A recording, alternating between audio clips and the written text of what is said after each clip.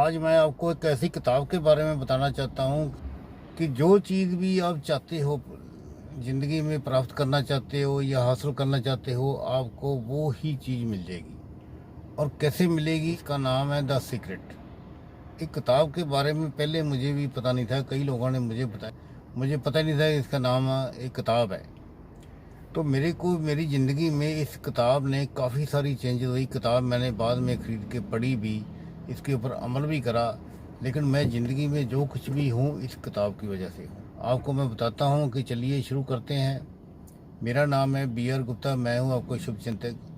अगर आप ज़िंदगी में कुछ भी चीज़ जो पाना चाहते हैं या प्राप्त करना चाहते हैं तो इस किताब को ज़रूर पढ़िए, नहीं तो इस वीडियो को देख लीजिए। इस किताब के अंदर मैंने सीखा, उसके ऊपर अमल करा, वो मैं आपको इस वीडियो में बता देता हूँ, 5 मिनट की वीडियो के अंदर अंदर ही। किताब नहीं खरीदनी तो ना खरीदो, इसी वीडियो को सुन लो। 1980 की बात है कि मैंने एक टीवी लेना था। मैंने सोचा कि मैं देसी टीवी, लोकल टीवी ब्रांड होता है, असेंबल टीवी ले लेता हूँ, ताकि वो आधे रेट से मिल जाएगा, 8,000 का मिल जाएगा। जो ब्रांडेड टीवी था उस टाइम के जो भी ब्रांडेड थे वो 20,000 के करीब थे। तो मैंने अपने किसी दोस्त को रिक्वेस्ट करी कि मेरी हेल्प कर दो कि मेरे को ये एक नॉन ब्रांडेड टीवी असेंबल्ड दिलवा दो। उसने कहा नॉन ब्रांडेड टीवी क्या करना है? मैंने कहा घर के लिए चाहिए। तो कहते घर के लिए चाहिए तो ब्रांडेड क्यों नहीं लेता?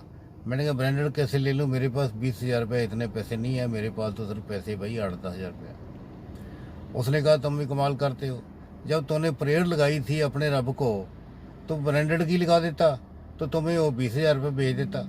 अब तूने अनब्रांडेड की लगा दी तो तुम्हें उसने 8,000 रुपये भेज दिया। तो तेरे को प्रेयर भी नहीं लगानी आती। मैंने कहा यार ये तो तेरी बात ठीक है।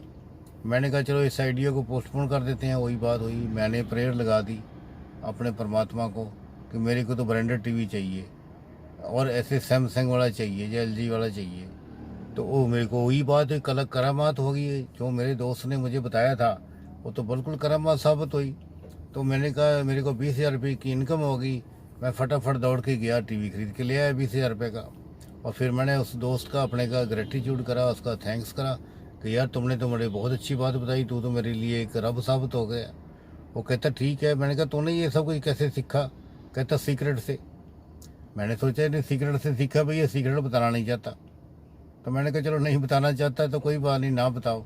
उसके बाद फिर मैंने क्या, दूसरी स्टोरी क्या शुरू होती है। दूसरी स्टोरी में क्या है कि मैं एक संस्था में गया जहाँ शराब, जो संस्था शराब छुड़ाने का काम करती है।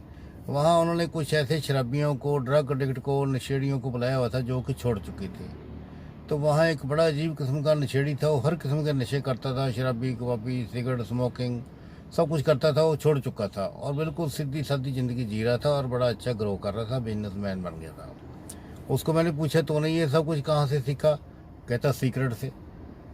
मैं सीक्रेट क्या? भाई सीक्रेट है जब तुम वो चीज़, तुम इतने अच्छे हो गए और नशा छोड़ दिया, किस वजह से तुमने ये सब कुछ छोड़ा, तुम मुझे बताओ कि उसमें क्या है। जैसे तुमने, तुम्हारा भला हो गया ऐसे दूसरे लोगों का भला हो जाएगा इसमें। तो कहता है मैं अंकल जी आपको ठीक बता रहा हूँ, सीक्रेट, सीक्रेट की किताब का नाम ही सीक्रेट है।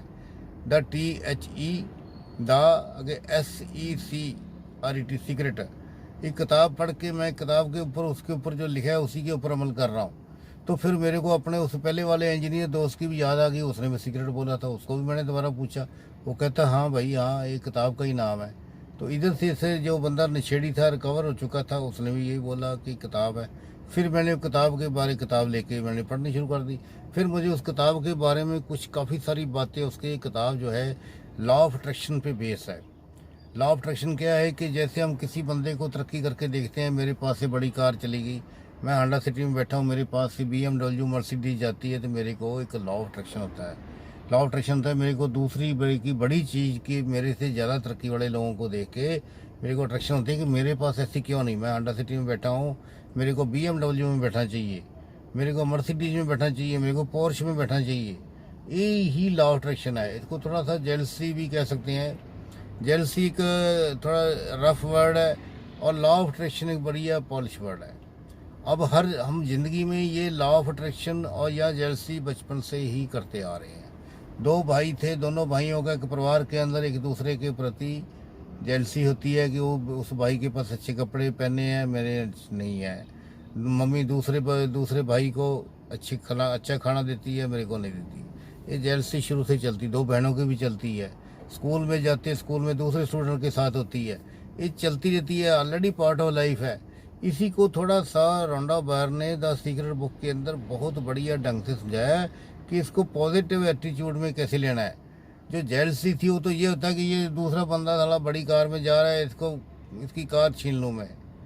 तो रोंडा बार ने इस किताब सीक्रेट में बताया कि उसको छीनो नहीं, उसकी कॉपी करो। उसने कैसे ग्रो करा, वो कैसे अमीर बना। कोई बंदा आपसे ज़्यादा बड़ा अमीर है, कोई करोड़पति है, आप उसकी कॉपी करो, उसकी रीस करो, उसके साथ जलो मत, उसके बाद जेलसी मत करो। जेलसी नहीं करनी है। यही इस किताब में बताया। फिर मैंने, एक मेरे दोस्त है, बहुत बड़े हिंदुस्तान के बहुत बड़े मोटिवेशन स्पीकर, उनका नाम है मदान साहब, TS मदान। उनका जो बेटा है हमीश मदान, उनसे भी आगे निकल गया। वो मेरे जो बड़े मदान साहब हैं, मेरे बड़े पुराने मित्र हैं। उनको मैंने पूछा कि ये किताब के बारे में बताओ भी, मुझे तो इस किताब में कई बातें समझ नहीं आती, तो तुम काइंडली ज़रा मुझे बताओ कि किताब में है क्या। कि आप तो इतने बड़े मोटिवेशन स्पीकर हो और बड़े लर्नड विद्वान आदमी हैं, बहुत सज्जन आदमी है मदान साहब जो है। उन्होंने मुझे बताया, कहता मैं तुम्हें बताता हूँ मैं क्या है law of attraction. Law of attraction क्या है? कहता मेरे को एक जो एयर होस्टेस का कॉलेज है, उनका फ़ोन आया कि उनकी जो लड़कियां थी एयर होस्टेस, जितनी पास आउट होके जाती थी उनको जॉब नहीं मिलती थी। वो इंटरव्यू में जो बोर्ड होते थे, इंटरव्यू में फेल हो जाती थी। कहता उन्होंने मुझे कहा मदान साहब आइए कुछ करिए। ये लड़कियां एयर होस्टेस का एग्ज़ाम पास कर लेती हैं, लेकिन जब नौकरी के लिए जाती हैं तो वहाँ इंटरव्यू में पास नहीं हो पाती। ये पूरा अपना जो पूरा उनके ऊपर एक कंप्रेशन क्रिएट नहीं कर पाती जो इंटरव्यू लेने वाले बोर्ड होता है। तो कहते मदान साहब, कहते फिर मैं गया, मैंने कहते हमारे में उन कॉलेज वालों ने बताया मदान साहब को कि हमारे कॉलेज का नाम बड़ा ख़राब हो रहा है, कि हमारे कॉलेज की जो लड़कियां जाती है रोस्टर्स पास होके जाती हैं, उनको जॉब नहीं मिलती, उनकी प्लेसमेंट नहीं होती। तो मदान साहब कहते कोई बात नहीं, मैं आता हूँ, मैं कुछ करता हूँ। मदान साहब ने जाके लड़कियाँ जो इस बैच की थी उनको समझाया, उनकी क्लास ली, उनको अटेंड, उनकी सारी बात समझी, कौन कौन लड़की है कैसे है। फिर उन्होंने उनको लड़कियों को एक होमवर्क दिया। उनको बोला कि मैं तुम्हें एक होमवर्क देता हूँ, अब शहर के अंदर जो बड़ी महंगी कारों की कंपनी है, जो होंडा सिटी की कंपनी, वहाँ जाओ, वहाँ कारों के रेट पता करो। रेट के अलावा पूरी हर कार की पूरी नॉलेज लेके आओ, हर मॉडल की नोट करके लाओ। इसकी सीट कवर कैसे हैं, इसकी स्पीड कितनी है, इसका इंजन कितना है, इसकी कीमत कितनी है, इसकी EMI कितनी है, सब कुछ नोट करके लाओ। ऐसे दूसरे दिन दूसरी कारों की कंपनी में जाओ, BMW में जाओ, तीसरे दिन पोर्श कारों की कंपनी में जाओ। ऐसे जो महंगी महंगी गाड़ियों के बारे में उन्होंने कहा पूरी रिसर्च करके मुझे को 1 महीने में बताओ कि कौन सी कार। तो 1 महीने में क्या हो कि वो लड़कियों के दिमाग के अंदर लॉ अट्रैक्शन इंटर करवा दिया मदान साहब ने। वो कैसे करा दिया? जब वो कारों की कंपनी में घूमती उनके दिमाग में कारें घूमने लगी कि हमारे पास ये इतनी महंगी, हमारे पास तो गाड़ी नहीं है, हम तो स्कूटर पे आते हैं, हम तो लोकल बस पे आते हैं। क्योंकि मिडिल क्लास फैमिली की लड़कियां थी जो एयर होस्टेस का कोर्स करती थी, उनके घरों में ज़्यादातर कारें नहीं थी।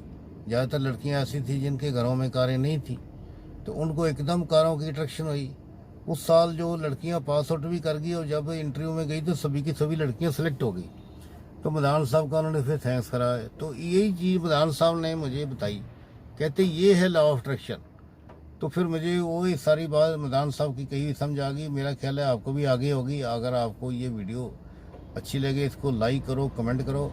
अगर आपने भी ये किताब पहले से पढ़ी है, एक और बात मैं करता हूँ, अगर आपने भी ये द सीक्रेट बुक पढ़ी है, आपकी लाइफ के अंदर जो भी कोई चेंजेस आए हैं जहाँ आपको समझ में नहीं आती, वो भी कृपा करके कमेंट बॉक्स में बताइए।